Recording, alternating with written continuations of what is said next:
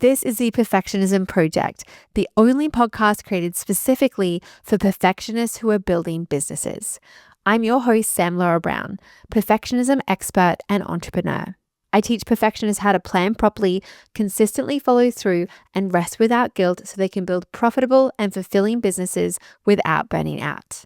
I've helped over 1,000 perfectionist entrepreneurs do exactly that inside my program, Perfectionists Getting Shit Done. If you're tired of procrastinating, overthinking, and half finishing your ideas, you're in the right place. Now let's dive in.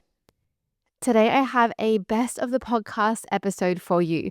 So at this point, there are a lot of episodes on this podcast, and I want to make sure the best episodes don't get lost in the archives. So today, I'm sharing with you an episode that is well loved and also one that I am constantly referring to and linking people to. And I want to make sure you can listen to it as well if you haven't already. So without further ado, let's get into the episode. Hi, and welcome to episode 154 of the Perfectionism Project. My name is Sam Laura Brown, and I'm here to help you beat procrastination, overcome perfectionism, and become your best self. Today, I have a bit of a reality check for you. I want to talk to you about whether you are expecting results that you are not actually working for. This is extremely common. I have definitely done it myself, but I really wanted to call this to your attention, especially if you feel like you're in a never-ending struggle towards your goals. You don't know what else you need to do to achieve them. You really feel like you're at your wit's end, and you don't know what you should be doing differently. So I was inspired to record this episode for you because in our Perfectionists Getting Shit Done, I have been seeing this come up a lot, and also with my one-on-one coaching clients as well. What is happening is that I'm seeing our members and my clients say, I'm just so frustrated I haven't achieved this goal, or I feel like I'm doing everything, or I just don't know what to do differently. And I ask them, okay, tell me what you've been doing to actually work towards this goal. And often it is very, very little. And these people aren't being disingenuous. They're not lying, because to them, it feels like they're doing a lot. The reason it feels like they're doing a lot is because they're expending so much mental energy around that goal. They're feeling overwhelmed. They're feeling stressed. They're probably busy. They're doing busy work. Or it could be that they're procrastinating. And that is mentally exhausting too. And they're constantly trying to get themselves to stop procrastinating. And it really feels like that is taking action towards a goal. But the reality is that in these situations, they're expecting results that they aren't actually working for. And we do this all the time. Some examples would be if you maybe have just graduated from university or college and you're very disappointed that you didn't get your dream job, and yet you only did 3 applications, you did a half-assed job, and you did it at the last minute. Or maybe you're looking through Instagram and wishing that you were healthier and wishing that you treated your body better, or wishing that you were like someone else. And yet all of those results that you're envying and that you're spending all of this mental effort and energy envying, and I'm not encouraging this, but I'm just saying if you're doing that and yet you're not actually putting any effort into getting that kind of result, that's such a good example of when you are expecting a result you're not actually working for. And a way you can tell this is you might be like, well, I'm not actually expecting to look that way. I'm just disappointed that I don't.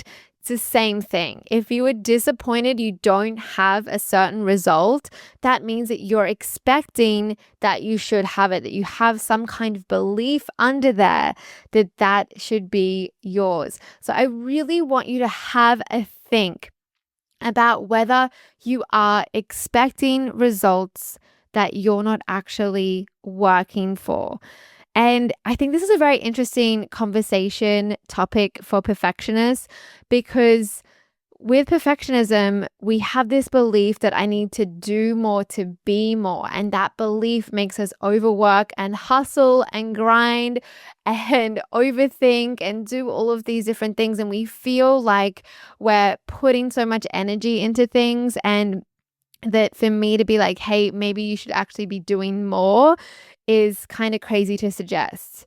And I've talked about in other episodes, like how to rest without feeling guilty, how important it is to learn how to actually rest and how to actually stop yourself from working for work's sake and doing the busy work and filling all of your time with activity just to distract yourself from the fact that you don't feel good enough. I'm not talking about doing more in terms of hours or in terms of expending the energy and the effort. I'm also talking about just changing what you're doing from something that isn't working to something that is working. So I'm not here to say, you're not working hard enough, you need to be working double the hours or whatever that is. I do not believe in that. But a lot of times perfectionists get really frustrated because they believe in their potential, they believe they're smart and intelligent, and because of the overwhelm and stress that they're going through, they feel like they're putting in a real solid effort towards achieving something, and then they feel dissatisfied and disappointed because they haven't achieved that, even though if you were to look at it from an outside perspective, there's really no reason to believe they should have achieved that result. And I want you to be thinking about if someone was to watch your life for a week, a typical week, would they know what goals you're actually working towards? And if so, would they expect you have to be achieving results? Would they expect that you should have already been successful by now?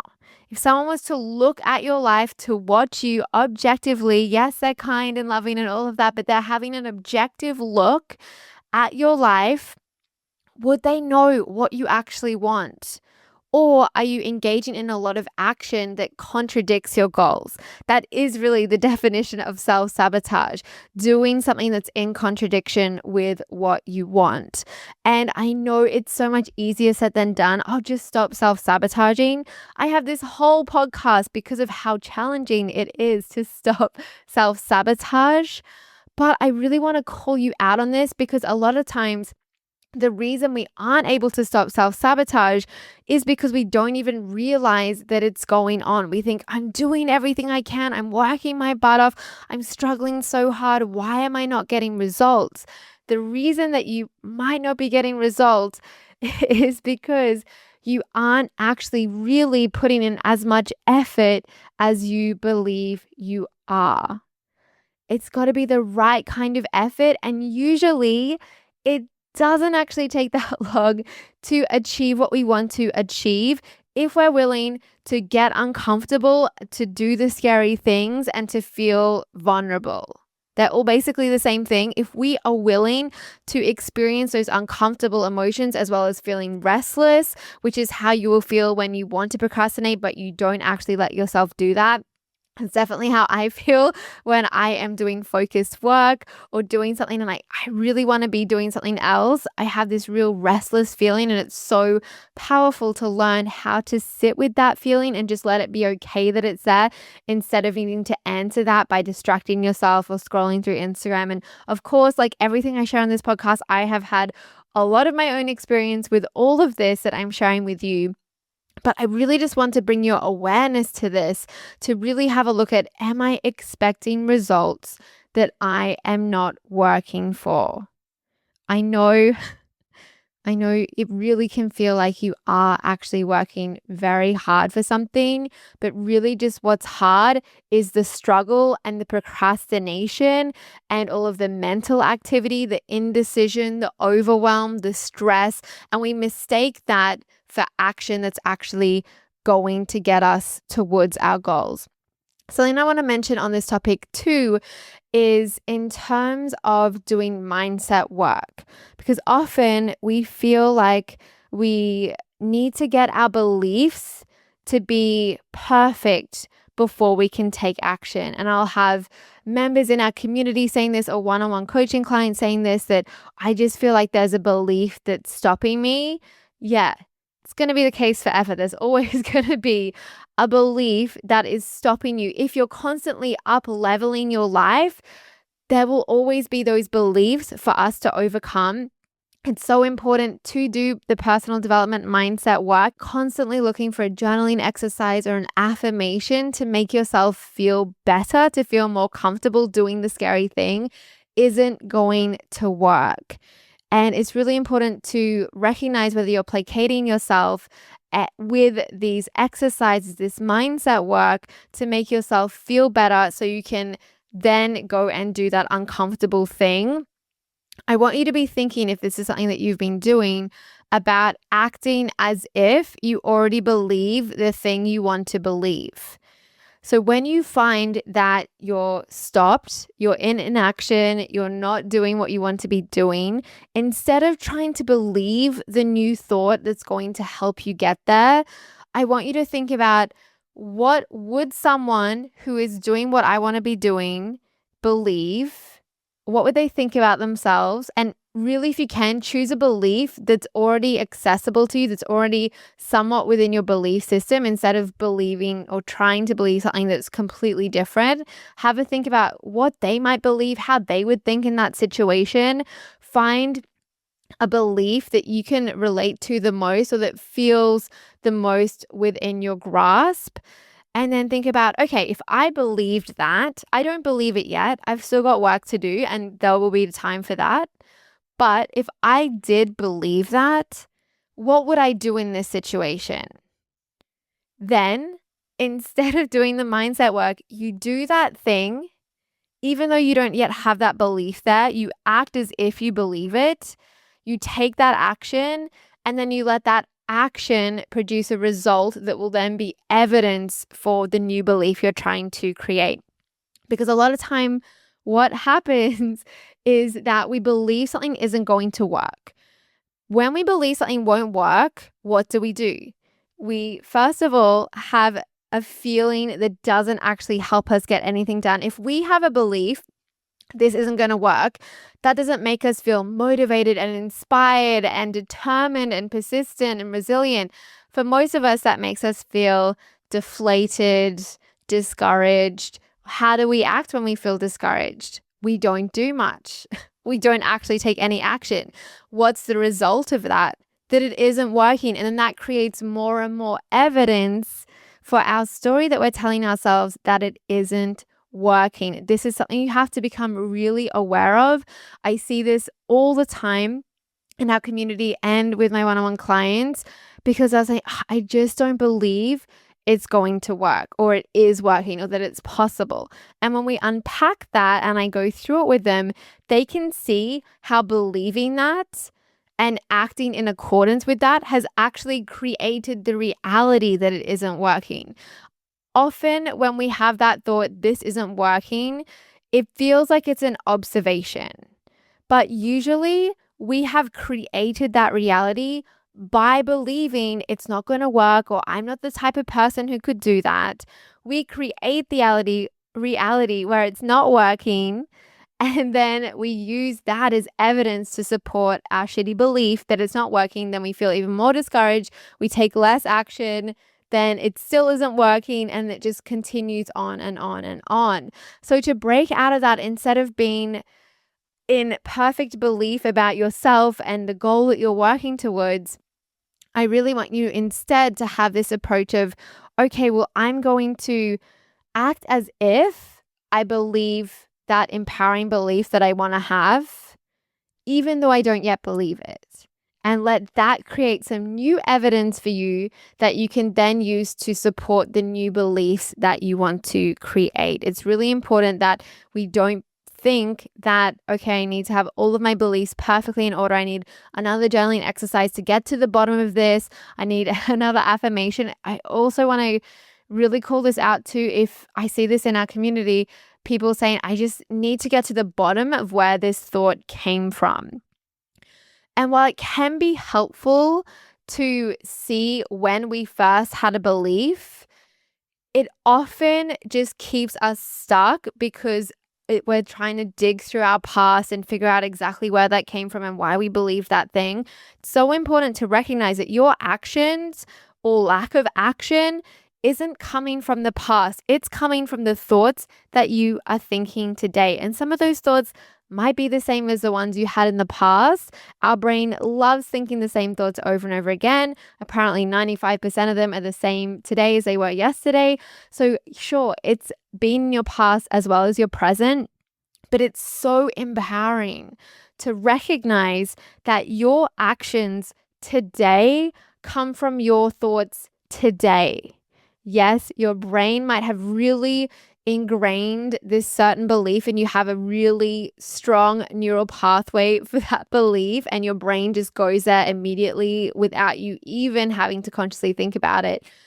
But that doesn't mean that you need to go digging around in your past, because then we'll spend our whole life digging around and we won't actually get to do anything and create anything.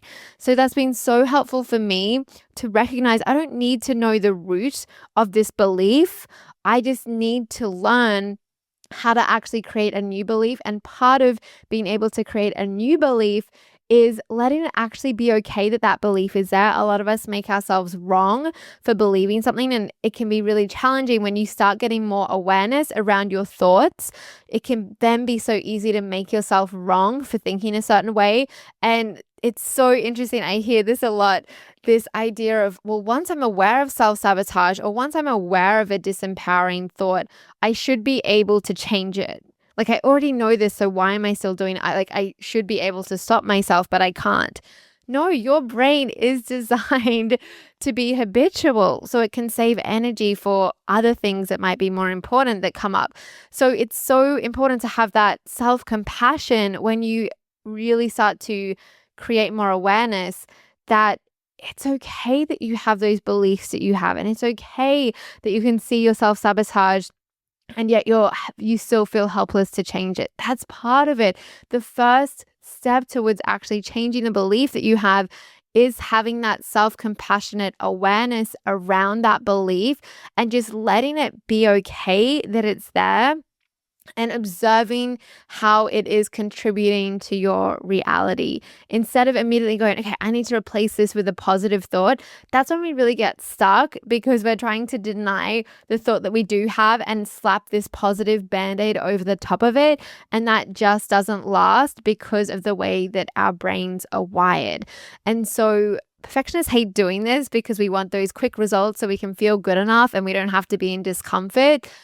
But if you are noticing, okay, I am expecting results I'm not actually working for, I'm self-sabotaging, I hadn't even been aware that even though I feel like I'm working really hard towards this thing, I'm not actually taking the right kind of action, then the first thing to do is just have this awareness around it without actually changing anything. To just kind of be like this scientist, or to just sort of pretend that you're an animal in the zoo and you're observing yourself and being like, oh, this is really interesting that I'm believing this certain thing and then I'm showing up in this certain way, or that today I felt so exhausting and yet I didn't actually accomplish very much. And to just like have that awareness there instead of immediately trying to change yourself and immediately trying to make yourself feel better. Because if you do that, it's just not going to create any kind of long-term result for yourself.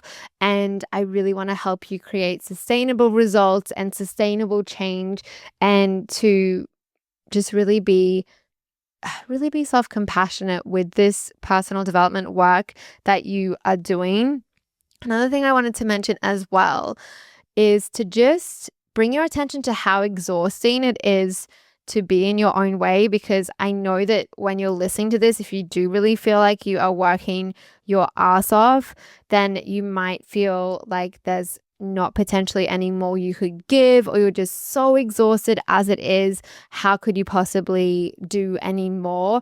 And just to reiterate what I said at the beginning, this isn't about hustling and doing all of that kind of thing. It's just about stopping some things and starting some different things instead. So you're not actually spending any more time, and funnily enough, it will take you less time to actually do the right kind of action, because when we're doing busy work or when we're overwhelmed and stressed, we do a lot of unnecessary things and we expend a lot of unnecessary mental energy. So I want you to be aware that it is exhausting to be in your own way. And it will actually be very invigorating to get out of your own way. And I know that because you're listening to this podcast, you're already sold on this idea of getting out of your own way, and that you want to stop self-sabotaging and you want to be the best version of yourself that you can be. So I know I don't need to sell you on that, but I do want to call it to your attention that it is exhausting to be in your own way, and that it's actually going to be a much better experience to be out of it.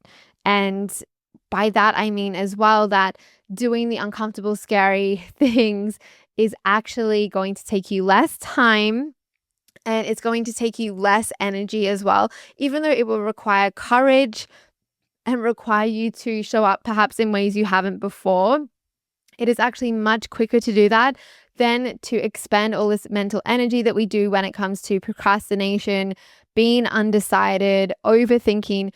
I particularly just want to mention too, I know I'm really going off on all sorts of different tangents here, but if you are, oh no, I can't even remember what I was going to say. But anyway, so I just wanted to bring this to your attention that if you are really feeling like you're working hard and you're not getting results, then this is something that you need to just bring up your awareness around so that you can really begin actually creating the results and the success that you deserve, because it's just so exhausting to be struggling and it feels like you can't possibly do any more. But this is about actually doing less and just doing those things that scare the shit out of you, those things that you know you need to do. Maybe it's having a hard conversation. Maybe it's making a decision. Actually, that is what I was going to say before, that if you have been deciding something for a long period of time, that can be a situation where you're expecting results that you're not working for. And in our PGSD community, I know there are a few PGSDers who are wanting to start businesses, and yet for a few months they've been in this kind of limbo where they're like, I'm still deciding what kind of business to start. And it's such a good example of when we are expecting results we're not working for. And I don't mean that these women aren't genuinely trying to get to an answer, but what they're not realizing is that by letting themselves stay undecided, they're self-sabotaging, and that it's stopping them from actually creating results, and it's stopping them from learning what they need to learn and having the experiences they need to have. And we prefer, when we have the perfectionist mindset, to sit on the fence, because then we can't be wrong and then we won't feel ashamed about being wrong or ruining things. It's much easier to sit on the fence, but sitting on the fence is exhausting. If you have been sitting on the fence, then it's time to get off the fence. And that will require courage. That will require vulnerability. It will require you to do things that you're scared to do. But it is so much better than sitting on the fence. And especially if you've been thinking about something for more than a week, it's time to get off the fence. Usually it really only takes 1 second to make a decision, and we often know what that decision is already. We're just trying to pretend we don't know the answer because we're scared of taking action and fucking things up and feeling ashamed and being vulnerable and doing all of those things. So I really encourage you, if there's a decision you've been thinking about for a long time, it's time to make that decision. You've already had enough time to think about it. Make the best decision you can with what you know now and move onwards, because it's so exciting to take action, even though it's scary as fuck. If you're taking action, then that creates momentum, and that's really going to get you out of that cycle of feeling exhausted and feeling just completely tired from your goals. So I hope this episode has been helpful. I hope it's made sense. I know I have been going on all of these different tangents and talking about a whole lot of different things. Part of the paradox of being a perfectionist is that you have these high standards and you typically tend to be a high achiever, and everyone thinks you've got everything together and all of that. And yet at the same time, there's the procrastination and the overwhelm and the inaction. And so sometimes it's important to say, hey, you need to rest. And other times it's important to say, hey, you need to stop procrastinating and overthinking and spending all this mental energy indulging in those negative emotions that don't actually lead to any kind of positive outcome. So in this episode, that's really what I'm saying. And yes, you still need to rest without guilt. And for the final time, this isn't about hustling. This isn't about doing more. This is about doing what will actually get you results and stopping those activities, both physical and mental, that are holding you away from what you want and continuing with this struggle, this never-ending struggle. It's really important to just finally be aware about the reason sometimes we perpetuate a struggle is so that we can avoid a different struggle in our lives. So for example, the reason that you might be staying up late and then waking up late instead of working in your business before going to your job might be because you're just scared as fuck to work on your business. You're scared of what will happen if it fails. You're scared of what will happen if it succeeds. So instead of actually dealing with that real issue, you might perpetuate the struggle around getting to bed on time and waking up on time so that you can avoid it. So that's just the final thing I'm going to add in there. I'm not going to go into that too much, but if you're constantly struggling and you're like, oh, if I could just figure this out, then I'd finally have time to do this other thing. It's the other thing you need to be focusing on. Instead of getting this struggle sorted out because you're going to keep perpetuating it because it's serving you, you need to drop that and look at, okay, I'm going to actually do the work on the thing I need to do. So in that example, doing the work around business beliefs and the beliefs you have about the kind of person that you are, your self-image, all of those things, and actually showing up and doing that business work, even though you feel scared as fuck and even though you might not have the perfect amount of time or feel 100% awake, to actually just get yourself to do that thing instead of, oh no, I need to get to bed on time and wake up on time before I can do that. No, do your best with waking up on time and getting to bed on time, but you need to be spending your energy actually working on the struggle that you're trying to avoid and that you're successfully avoiding by struggling elsewhere. So with all of that said, that's just a little reality check and some ideas for you to be thinking about. I hope that you are having a beautiful day and I will talk to you next time. Bye. If you enjoy this podcast, I invite you to sign up to receive a short daily perfectionist power up from me. These are little notes and reminders sent to you via email that'll help you plan properly as a perfectionist and get you out of your own way. So you can go to samlaurabrown.com/power to sign up today and you'll start receiving motivating perfectionist power ups this week.